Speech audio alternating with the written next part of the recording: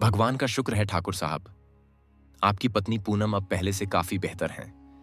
अगर ऐसा ही रहा तो बहुत जल्द ये फिर से चल फिर सकेंगी। बस अब आपको इनका बहुत ही ख्याल रखना होगा और समय पर दवा देते रहना होगा। डॉक्टर की ये बातें जहां ठाकुर और ठाकुराइन को खुश कर रही थीं, वहीं दूसरी तरफ ठाकुराइन पूनम की लाडली छोटी बहन को दुख दे रही थीं। नंदिनी पूनम की छोटी बहन थी, जिसे शादी के समय ठाकुराइन अपने साथ ही अपनी हवेली ले आई थीं।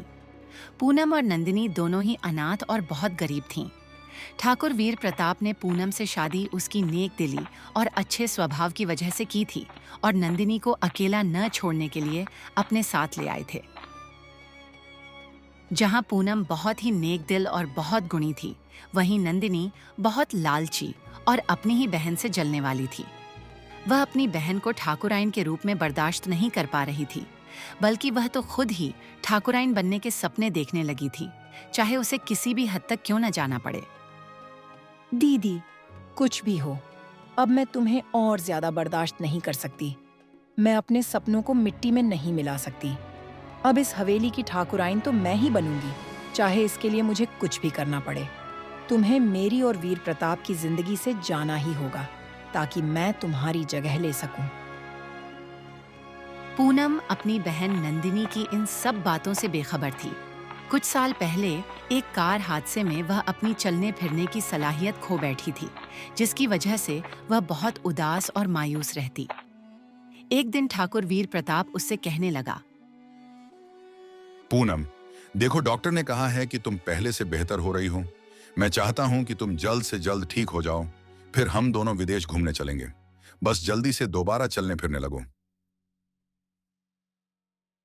ये सुनकर तो नंदिनी के तन मन में आग लग गई। देखती हूँ कि तुम किस तरह विदेश जाओगी। विदेश तो सिर्फ मैं ही जाऊंगी, वो भी तुम्हारे पति, मेरा मतलब है अपने पति ठाकुर वीर प्रताप के साथ। किसी खुशफहमी में मत रहना, तुम्हारी खुशियां बस चंद दिनों की हैं। फिर इस हवेली पर मैं राज करूंगी, मैं ठाकुराइन बनूंगी। नंदिनी से अब सब्र नहीं हो रहा था। उसने बहन नहीं, सौतन बनने की तैयारी कर ली थी। एक शाम नंदिनी अपनी दीदी के पास दूध का गिलास लेकर गई और उससे कहने लगी, दीदी, आप ये दूध पी लीजिए। डॉक्टर ने आपको खास दवा दी है। देखना, इसे पीकर आपको बहुत सुकून मिलेगा। आप बहुत जल्द ठीक हो जाएंगी और फिर से अपने पैरों पर खड़ी हो जाएंगी। नंदिनी उसे गिलास देकर आ गई। कुछ देर बाद ठाकुर अपने कमरे में गए तो अपनी बीवी को मरा हुआ पाते हैं। अपनी बीवी को इस हाल में देखकर वह बहुत ज्यादा दुखी हो जाता है।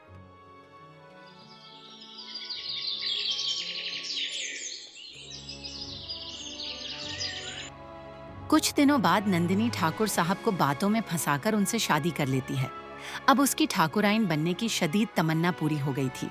बड़ी हवेली, नौकर चाकर, जेवर और पैसा, सब कुछ ही तो था उसके पास। वह खुद को ठाकुराइन बनने पर इतराने लगी। उसमें बहुत घमंड आ गया था।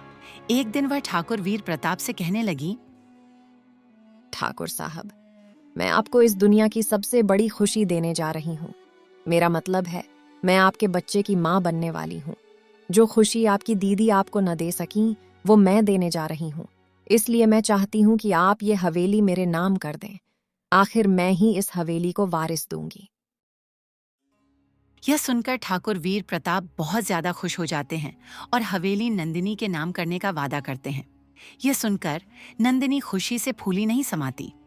एक दिन नंदिनी गांव के बाजार गई। वहां उसे उसकी पुरानी पड़ोसन मिली, जो उससे कहती है, हाय नंदिनी, वाह भाई वाह, तुम तो बिल्कुल सेठानी ही लग रही हो।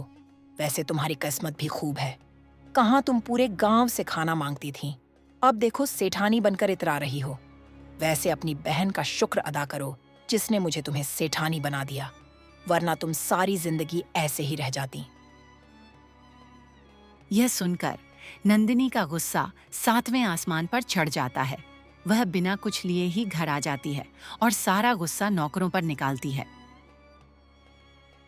जरा दीपा की बातें तो सुनो, भला इसका और मेरा क्या मुकाबला। खुद का पति सारा दिन खेतों में पसीना बहाता है और खुद लोगों के कपड़े सीती है और बातें मुझे सुनाया करती थी। मैं जोधा हवेली की ठाकुराइन हूँ, ठाकुर वीर प्रताप की पत्नी हूँ। नंदिनी बहुत गुस्से से भरी हुई थी कि इतने में ठाकुर साहब आते हैं और नंदिनी को जोधा हवेली के कागजात देते हैं और कहते हैं, नंदिनी, ये जोधा हवेली के कागजात हैं जो तुम्हारे नाम कर दिए हैं। आज से तुम इस हवेली की मालकिन हो। ये हवेली मेरी माँ ने बहुत मेहनत और मोहब्बत से बनाई थी। मुझे उम्मीद है कि तुम इसका मुझसे भी बेहतर ख्याल रखोगी। इतना सुनते ही नंदिनी का गुस्सा हवा में उड़ जाता है। आखिर उसकी बहुत बड़ी ख्वाहिश जो पूरी हुई थी। ऐसे ही कुछ महीने गुजर जाते हैं कि नंदिनी एक बेटे को जन्म देती है। ठाकुर साहब की खुशी की इंतहा नहीं थी और नंदिनी तो बेटा जनकर इतराने लगी थी। जोधा हवेली में खुशियों की बहार आ गई थी। सारी हवेली में नन्हे मेहमान की आवाजें गूंजती थीं। सभी बहुत खुश थे कि एक दिन अचानक ठाकुराइन की गाड़ी को शहर जाते हुए एक बुरा हादसा पेश आता है, जिसमें वो बहुत जख्मी हो जाती हैं। उनको फौरन अस्पताल ले जाने पर पता चलता है, हमें बहुत अफसोस से कहना पड़ रहा है कि आपकी पत्नी ने इस हादसे में अपनी दोनों टांगें खो दी हैं। मेरा मतलब है कि वो अब चल फिर नहीं सकती। उनकी जिंदगी अब व्हील चेयर पर ही गुजरेगी। जो दवाइयां उन्हें दी गई हैं वो वक्त पर देते रहें और उनका बहुत ख्याल रखें। ठाकुर साहब तो एकदम सदमे में आ जाते हैं। नंदिनी अपने बिस्तर पर बैठी फूट फूट कर रो रही थी। उसको अपनी मजबूरी का गम खाए जा रहा था कि अचानक उसको अपनी दीदी व्हील चेयर पकड़े दिखाई देती है और वो उससे कहती है, नंदिनी, मेरी प्यारी बहन, ये मेरी व्हील चेयर है। आज से ये तुम्हारी हुई। अब तुम्हारी सारी जिंदगी इसी पर गुजरेगी। अब यही तुम्हारी साथी है। मुझसे डरो नहीं। तुम मुझे देखकर ऐसे हैरान क्यों हो रही हो? मैं तुम्हारी दीदी ही हूँ। अपनी दीदी को देखकर उसके होशो हवास उड़ जाते हैं। उससे जरा भी बात नहीं होती। उसकी सांसें फूल रही थीं। उसका दिल जोर जोर से धड़क रहा था। वो बहुत ही ज्यादा डर जाती है।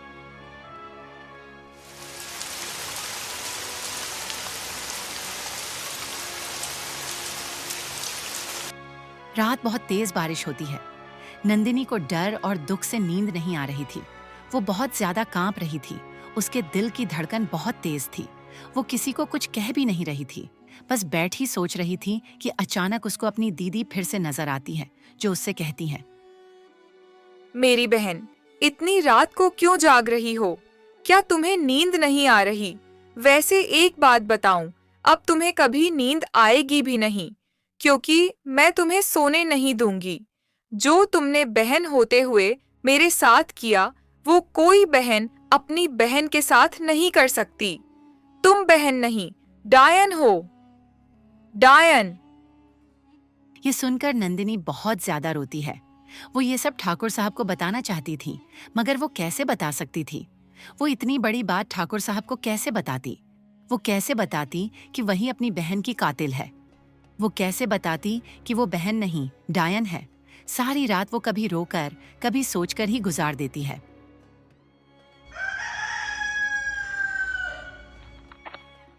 अगली सुबह सेठ नंदिनी को बाहर ले जाता है ताकि उसका दिल बहल जाए।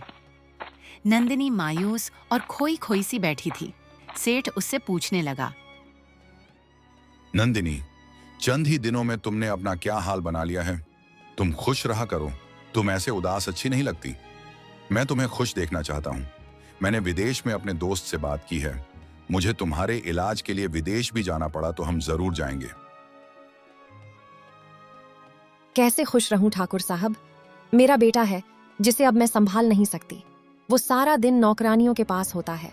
मैं खुद चल फिर नहीं सकती। बिल्कुल ही मजबूर हो गई हूँ। सारी सारी रात मुझे नींद नहीं आती। क्या करूं? मुझे कुछ समझ नहीं आता। नंदिनी ये बातें कर ही रही थी कि फिर से उसे अपनी दीदी पूनम दिखाई देती है।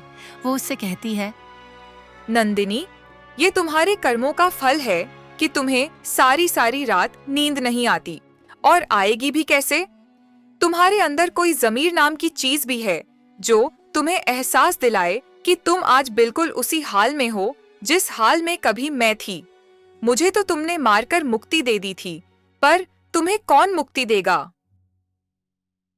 उसकी ये बातें सुनकर उसकी तबीयत खराब होने लगती है। वो वापस घर आ जाती है। अब वो बहुत ज्यादा रोती है और भगवान से कहती है, हे भगवान, ये सब मेरे साथ क्या हो रहा है? मुझे दीदी बार बार क्यों दिखाई दे रही है?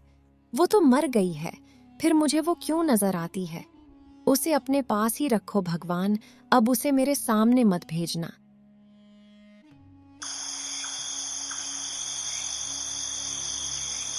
नंदिनी को अब अपने कर्मों से डर लगने लगा था। वो रात को बहुत मुश्किल से सोई ही थी कि उसे अपनी दीदी की बातें सताने लगीं। नंदिनी, ये तुम्हारे कर्मों का फल है कि तुम्हें सारी रात नींद नहीं आती, और आएगी भी कैसे? तुम्हारे अंदर कोई ज़मीर नाम की चीज भी है जो तुम्हें एहसास दिलाए कि तुम आज बिल्कुल हाल में हो जिस हाल में कभी मैं थी। मुझे तो तुमने मारकर मुक्ति दे दी थी, पर तुम्हें कौन मुक्ति देगा? वो डर कर घबराकर उठ जाती है। वो फिर से रोना शुरू कर देती है। वो बहुत ज्यादा रोती है। तभी उसकी दीदी उसके सामने आ जाती है और नंदिनी से कहती है, नंदिनी, तुमसे कहा था ना कि मैं तुम्हें चैन की नींद सोने नहीं दूंगी। मैं क्या नंदिनी, ये तो कर्म है जो तुमने बोया था, अब उसे काटने का वक्त आ गया है। नंदिनी, तुम्हें सेठ को सब सच बताना होगा। दीदी, भगवान के लिए मुझे माफ कर दो। दीदी, मेरा पीछा छोड़ दो, यहाँ मत आया करो, मुझसे बहुत बड़ी भूल हो गई। दीदी, मुझे माफ कर दो। तुम तो मुझसे बहुत प्यार करती थी ना, फिर मुझे क्यों सता रही हो? नंदिनी को अब अपने किए पर बहुत पछतावा हो रहा था। वो अपनी दीदी से माफिया मांगने लगी, मगर उसकी दीदी उसे माफ करने को तैयार ही नहीं थी। वो उससे कहने लगी, नंदिनी, अगर तुम चाहती हो कि मैं तुम्हें माफ कर दूं, तो तुम्हें सेठ साहब के पास जाकर सब कुछ सच सच बताना होगा। तभी मेरी आत्मा को शांति मिलेगी और तुम्हें मुक्ति मिलेगी। जाओ और अभी सेठ साहब को सच बता दो। ये सुनकर नंदिनी उससे विनती करती है और कहती है, भगवान के लिए दीदी, ऐसा मत कहो। मेरा बसा हुआ घर उजाड़ कर तुम्हें क्या मिलेगा? तुम तो अब इस दुनिया में वापस आ नहीं सकती, तो मुझे तो शांति से जीने दो। मुझे एहसास है कि मैंने तुम्हारे साथ बहुत गलत किया, पर मुझे माफ कर दो। क्या एहसास है तुम्हें नंदिनी? तुमने मेरे साथ ऐसा क्यों किया नंदिनी? मैं तो तुमसे बहुत मोहब्बत करती थी, इसीलिए शादी के बाद भी तुम्हें अपने घर ले आई थी, ताकि तुम अकेली न रहो और तुम्हें भी जीवन की हर खुशी मिले। मुझे क्या पता था कि तुम मुझे ही मारकर मेरी सौतन बन जाओगी। तुमने मेरा घर, मेरा ही घर और मेरा ही पति अपने नाम कर लिया। मैं अभी जीना चाहती थी नंदिनी, मैं बेहतर हो रही थी, पर तुमने मुझे हमेशा की नींद सुलाकर मेरा सब कुछ हथिया लिया। तुम बहन नहीं, डायन हो। डायन, मैं तुम्हें कभी माफ नहीं करूंगी। मैं तो क्या, तुम्हें तो भगवान भी कभी माफ नहीं करेंगे। ये कहकर पूनम चली जाती है। नंदिनी को अब अपने कर्मों पर बहुत रोना आ रहा था।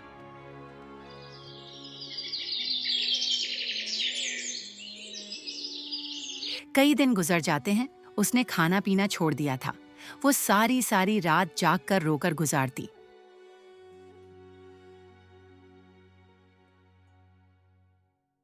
अब वो मकाफात की चक्की में पिस रही थी। उसका ज़मीर उसे रोज लगातार सताता। आखिरकार एक दिन उसने सेठ वीर प्रताप को सब सच बताने का फैसला किया। वो बहुत हिम्मत करके उसे सब सच बता देती है। सेठ ये सारी दास्तान सुनकर बहुत गुस्सा करता है और उससे कहता है, ये क्या कह रही हो नंदिनी? क्या तुम ही कातिल हो पूनम की? तुम इतनी भी गिर सकती हो, मैं सोच भी नहीं सकता था। तुमने अपनी देवी जैसी बहन को सिर्फ ये दौलत और जोधा हवेली पाने के लिए मार डाला। मुझे तुम पर अफसोस हो रहा है।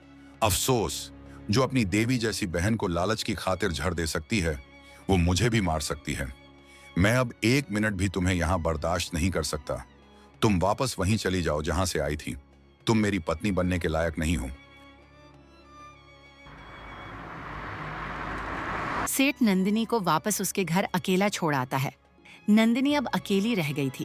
वो अपने कर्मों और अपने बेटे को याद करके फूट फूट कर रोने लगती है। वो भगवान से बहुत माफी मांगती है।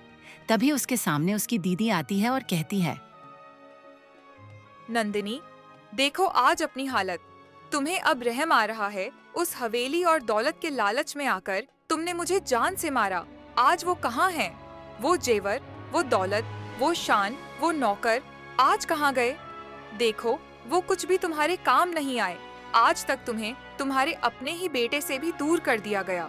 अब सारी जिंदगी बैठकर अपने कर्मों का हिसाब दो और यहाँ अकेली रहकर अपनी मौत का इंतजार करो। नंदिनी, ये सब तुमने बोया था जो आज काट रही हो। हम ये कहानी बहुत मेहनत से बनाते हैं। अगर आपको हमारी कहानी अच्छी लगी है तो कृपया चैनल को जरूर सब्सक्राइब करें। साथ ही हमें कमेंट्स में जरूर बताएं और स्टोरी को लाइक और शेयर भी करें। शुक्रिया।